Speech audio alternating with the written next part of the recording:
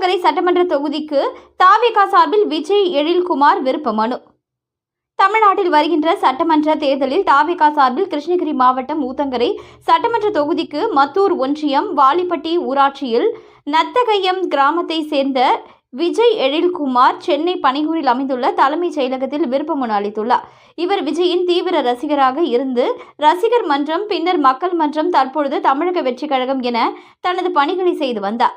இவர் விஜயின் பிறந்தநாள் அன்று பள்ளி குழந்தைகளுக்கு நலத்திட்ட உதவிகளும், ஆதரவற்றோர்களுக்கு உணவு, வேட்டி, புடவைகள் என நலத்திட்ட உதவிகளும் மற்றும் தமிழக வெற்றி கழகத்தின் தலைவர் விஜயின் பிறந்தநாள் மற்றும் கட்சி துவக்க நாட்களில் ஊத்தங்கரை தொகுதியில் பல்வேறு இடங்களில் அமைந்துள்ள தலைவர்களின் சிலைக்கு மாலை அணிவித்தல், இனிப்பு வழங்கி துப்புரவாளர்களுக்கு அன்னதானம், வேட்டி, புடவை மற்றும் பொங்கல் தொகுப்பு என பல்வேறு நலத்திட்ட உதவிகளை செய்து வருகிறார்.